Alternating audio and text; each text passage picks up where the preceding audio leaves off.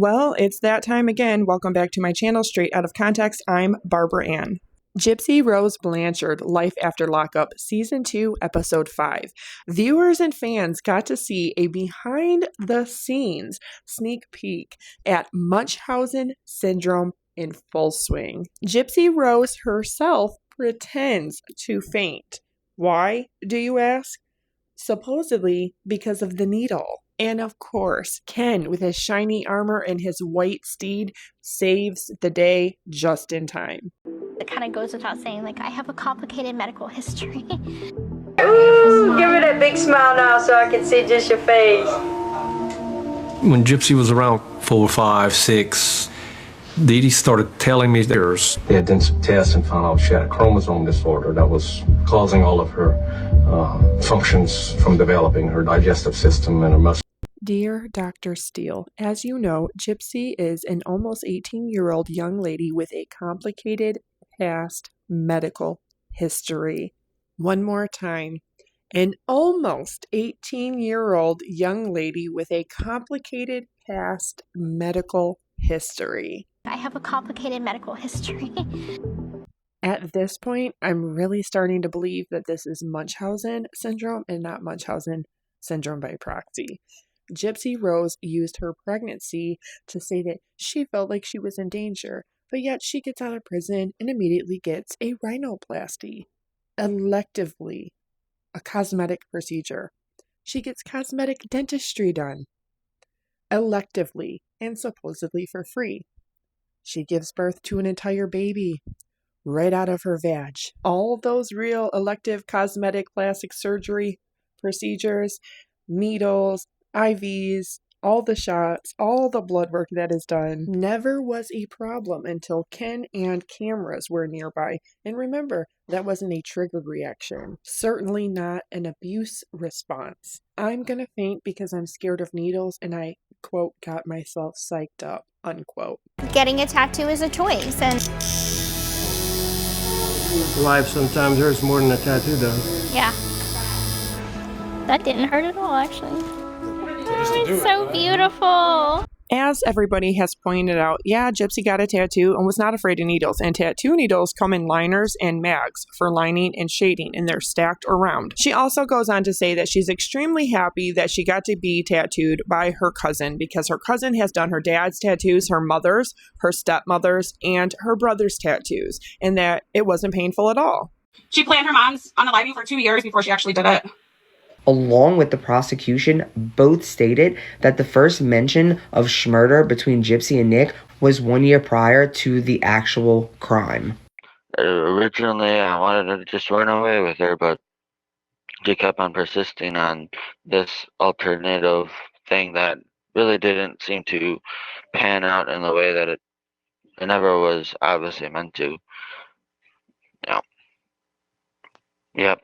Since she had warned me that she's tried it twice before, and she's only mentioned one of those times in the media. The other, apparently she almost got close to killing her mother, but however, she couldn't do it.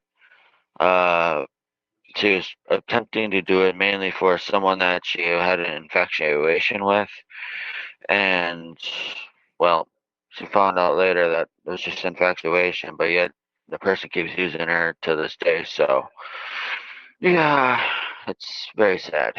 Oh, and let me just add this because this is a pretty important detail. Leading up to the schmurder, that entire year wasn't spent planning the schmurder. It was actually spent coming up with other ideas because Gypsy kept backing out. Gypsy kept changing her mind and kept stressing that that would be an absolute last resort. Originally, I wanted to just run away with her, but she kept on persisting on this alternative thing. Yep. Since she had warned me that she's tried it twice before, and she's only mentioned one of those times in the media.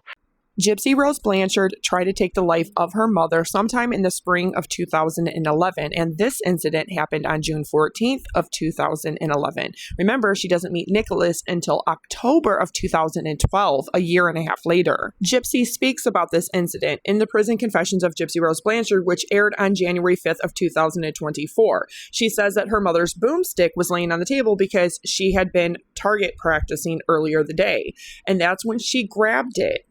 And then she threatened her with it, confronting her. And then she pulled the you-know-what as many times as she could, which happened to be about 10 because her mother had to then receive medical care for it. Having to have shrapnel removed from her body from this incident, she lies and she covers for Gypsy, so Gypsy doesn't get arrested as an adult with not only the attempt, but with grievous bodily harm. Not only was she protecting her daughter with her life, she was protecting her from her own bad behavior. Only shows so much. It doesn't show context.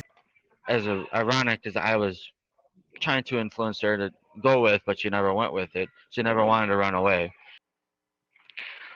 Well, it's unfortunate because it's the way that she was brought up. She was brought up to lie and lie and lie and lie and lie. She was brought up to basically play the victim role. That's the way she was brought up. She's only doing what she was taught. Believe me, she was brought up in a much more better environment, much more better people around her. Not just her mom, I was around her. I was pretty much holding her down for who she could really be. I can almost guarantee she would have never asked me that dreadful question. As much culpability is on Rod Blanchard for having not been an active participant in Gypsy Rose Blanchard's life and his other daughter, Nicolette, as well. In one hand, he says that he knows that she was really sick with a chromosome disorder that was stopping her from developing and having failure to thrive. And in the other hand, he said that he had suspicions. And then in another interview, he says that if he knew anything was wrong or had any suspicions, he would have been there right away. And you can feel free to look up Mommy Dead and Dearest, his interview there, Gypsy's Revenge, and the Prison Confessions to see exactly what I'm talking about. Rod Blanchard himself is caught lying and giving conflicting information over the years. It's a severely unfortunate situation because even now, even after she basically is admitting to everyone in the media that she was basically using me to get rid of her mother, which is very, very, very not only evil thing to even admit right on national television, which I still to this day, well, I kind of wish you would have admitted earlier because, well, I was mainly the one person who loved her enough to save her, and he should be hailed a hero. However, that's not how Gypsy is treating him. We also have to take into consideration, by Nicholas Godejohn's own words, that he found out that Gypsy had been lying to him, using him, manipulating him. And yet he still says that he loves her no matter what because he kept that promise to her. That right there demonstrates that he cannot understand the social situation or the social cues. He is firmly aware of the fact that Gypsy's a liar, that she's a manipulator, but he has a hard time believing that he is the manipulated simply because of the fact that he loved her, loves her, and that it felt real to him. A perfect demonstration on how his mental disability and his autism can make him know something, but not actually apply that. And not only not apply it to himself in his real situation, but to not fully understand it. Get over and get through. It's been a rough road. I will not deny it has not been. It has.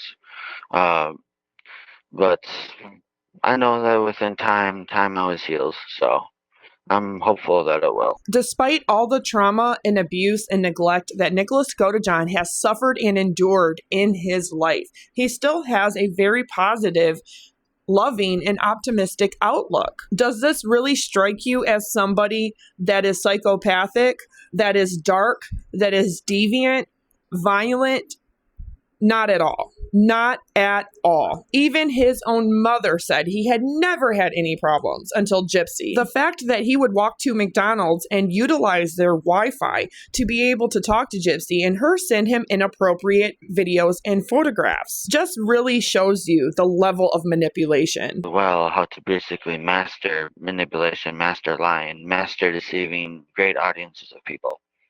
And because of it, she knows what she's doing when she lies. Unfortunately, she's very, very good at it. Fortunately for Nicholas Godejohn, he is still alive, despite serving life in prison for Gypsy because she manipulated him for so many years into believing that she loved him. He's still alive. And so slandering his name, his family, libeling him, defamation is still a crime because he's here. And despite being a prisoner, he still has his rights because he's still alive. Yet Gypsy continuously digs herself a deeper hole with her lies by slandering Nicholas Godejohn, calling him derogatory names, saying that he made her say certain things, not that she was a full adult acting on her own accord, that he's an autistic little buttercup, despite her offering up her 13-year-old daughter to him. It's not like he held a gun to your head, Gypsy, and made you do it. I asked him to kill my mother, but I didn't hold a gun to his head. So what's your excuse, Gypsy Rose Blanchard? You're calling him a piece of shit and a psychopath. What's your excuse for being a piece of shit, a liar, a manipulator, and a psychopath? Out here more worried about Nina the beauty influencer or people that just simply don't agree with your lies than taking care of your daughter. The way I feel about her now, I still love her to this day. That's never going to change. I will always love her. I promised her that I would never change. I'd always unconditionally love her. I always will. If she wanted to be friends with me, I'd be fine with it. If she didn't, then I'm fine with it too. Basically, losing my mind, which every little support I have, I definitely appreciate. Yes, I basically promised her that I would always love her, and it's true, I do. I still love her. May have just been using me, which is sad because I felt it was much more real than that. And this is exactly what I'm talking about. His mental disability and autism makes him aware that she is a liar and a manipulator and very good at it too. But he can't believe that he's the manipulated. He still very much wants to believe and puts trust in the fact that Gypsy's words were true then and now. He can't comprehend that her words are nothing but a tool for her to manipulate. And that tool and those words very much vary depending on who she's talking to and what she's trying to elicit out of them. The main reason this all even transpired was basically due to the love that I felt that was equally shared between me and Gypsy Blanchard. However, I've learned that as of late that she may have just been using me, which is sad because I felt it was much more real than that at the time. I couldn't trust Aaliyah because my mother was starting to put things in my head that Aaliyah wasn't my true friend and that she was a bad influence on me, so I couldn't be friends with her anymore. This is a video I made over a year ago exposing her lies about Aaliyah Woodmansey. Even that friend that you're talking about is wondering why. Aaliyah's worried about you? Aaliyah? Are you kidding me? Look at me. Look at me. Aaliyah's always been a bully to me. Okay, but look at me. And I started talking with a neighbor on Facebook about Dan. She's like, oh, you should get on that online dating website called ChristianDatingForFree.com. But honestly, especially since he was from Wisconsin, I didn't think that anything would ever come of it. I thought that her mom had like enough control that there was nothing really to worry about at all. If you didn't pay close enough attention and you didn't catch that, she actually lies to investigators saying that Aaliyah Woodmansey has always been a bully to her. However, she also lies in Gypsy's Revenge and the Prison Confessions of Gypsy Rose Blanchard when she says that she couldn't be friends with Aaliyah because of her mother. She clearly had communications with Aaliyah Woodmansey over the years. as you can see here in front of you. In the prison confessions of Gypsy Rose Blanchard, she lies and says that she was talking to Aaliyah and she's the one that gave her the entire idea of going on a Christian for free dating website, and that is ultimately how she found Nicholas Godejohn. But that's not true. If you look at their text messages and their Facebook messages, you can clearly see that that's not how that happened, because Aaliyah tells her to play it safe and not to talk to strangers online. And I show that exact message in my video, and this is why I'm showing it again, because why would she be urging her to do something like this, which ultimately led to her meeting Nicholas Godejohn and killing her mom, if she's telling her to play it safe and to be careful because people are not who they say they are online. Aaliyah Woodmansey also says that she didn't think that this was a big deal since he was in Wisconsin, and that she thought that her mother had enough control over the situation, meaning control over Gypsy's negative, bad, impulsive, erratic behavior, that this wouldn't even come to any fruition, and therefore it wasn't an actual threat. And as you know, Aaliyah Woodmansey openly worked with investigators. She gave over all of her devices, including her cell phone, because she felt so bad in not being able to pick up on the signs, to be able to do something, to contact law enforcement, and to stop it before it happened. But for a moment, let's also get into another friend, Brianna Hines, or Bree with the Facts, Says Bree, Bree Unfiltered. She's also had like 50 accounts under each one of those usernames on TikTok, specifically TikTok and not other social medias, but she makes content about Gypsy Rose Blanchard. In February of 2024, she did a video talking about how she had so much sympathy and empathy and compassion for her, even though that original video and that original account was taken from her and permanently banned for bullying and harassment on live. The video, I'm sure all of you have seen it. And for those of you who haven't, it went something like this, that 3 months earlier, Gypsy had been released out of prison and that she had so much empathy, compassion, sympathy for her and what she suffered throughout her life. And she does the whole tear up thing, but then she makes a subsequent video talking about how she and Gypsy Rose Blanchard became friends because she reached out to her. And then they started talking from there. We also know with all of the stuff that has happened with so many different content creators and other survivors and victims, myself included, a lot of people couldn't even talk to Gypsy Rose Blanchard. Not only would she not answer back and verify or corroborate any of the rumors or the BS in social media, nobody could have a private correspondence with her without her sharing it with Bree. She very quickly started making all kinds of videos, and they're solely about Gypsy Rose Blanchard.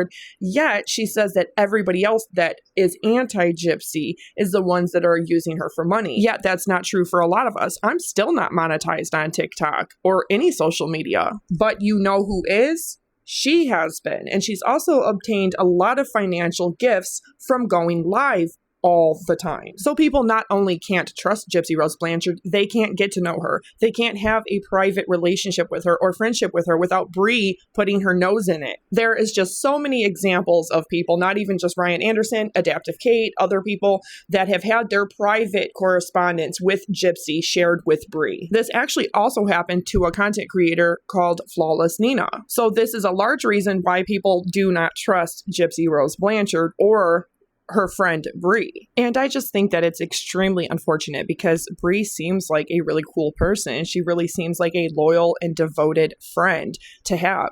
But it comes at the expense of all other friendships and relationships for the one relationship and friendship with Gypsy Rose Blanchard. And I'm going to assume it's because she's famous for killing her mom. Because out of all the abuse and trauma survivors and victims that are out in the world, she picked the one that is infamous, the one that has clout, that has cameras, that has attention, and has a large social media following. That to me is not a coincidence. The same way it's not a coincidence that Ken writes her or that Ryan writes her while she's in prison. But it's also very sad to me that she had to actually demote herself, that she had to belittle herself in a video addressing her weight and her body to people to prepare them for her being on Gypsy's show. Yet she spent over a year and 2 months, 365 days plus another 60 at the very least, defending Gypsy Rose Blanchard online every day, all day, on live every day, all day. It can be argued that she is very much being used and being manipulated,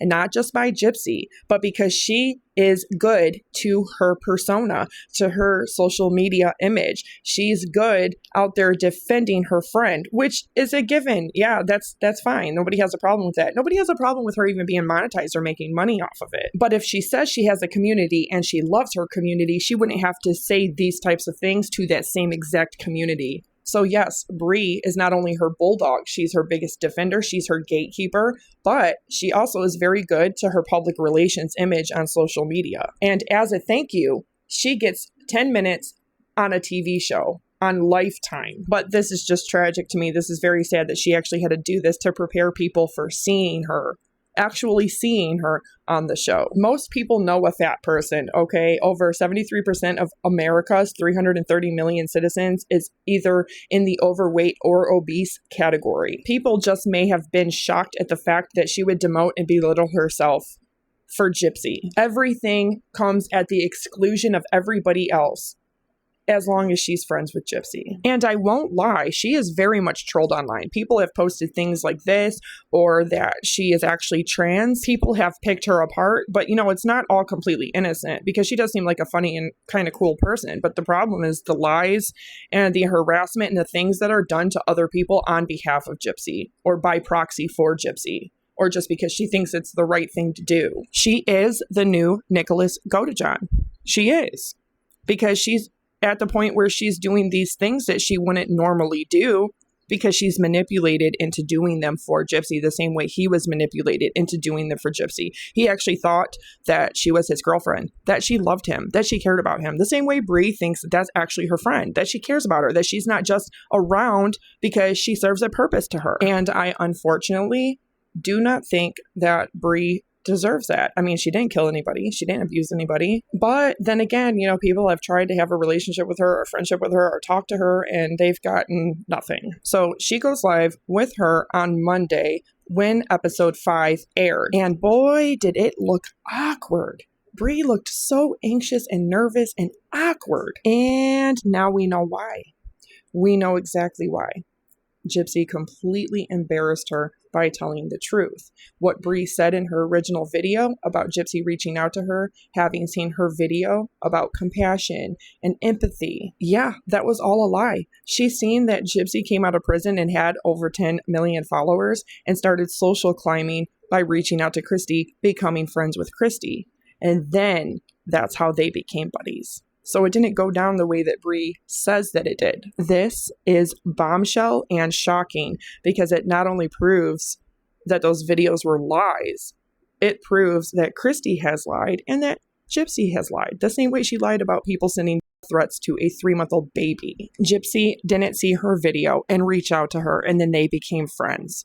They became friends because Bree had reached out to Christy and became friendly with her. I think Amber Heard and Meghan Markle were those types, the type of person that would social climb to the famous person they really wanted to be with, like Prince Harry or Johnny Depp. But, Gypsy's over here just completely worried about the fact that she has another backup Instagram account and that she's verified. And she wants everybody to know that she's verified, because social media is the only thing that she gives an F about. And that's the only purpose that Bree serves in her life. Defending her against all of the people that tell the truth. Show evidence, show facts, show case files, show photographs, show Gypsy's own actions, words, choices, and behaviors. And then Gypsy actually had the nerve to say this: "You are criticizing my body for being in different postures. You are criticizing a woman's body. That says a lot about the kind of person you are. Stop." Yeah, people criticize people aesthetically all the time. Clothes are always up for debate. Shoes are always up for debate. Postures are always up for debate. And with all the thousands of videos that Bree has made in defense of her, she couldn't even be bothered to make one simple status or video defending her friend from having to actually criticize herself or defend herself, to devalue herself on behalf of making Gypsy Rose Blanchard look better. Why? Because her actions, choices, words, and behaviors are certainly not making her look better. And with that said, I hope you subscribe, like, turn on notifications, and share.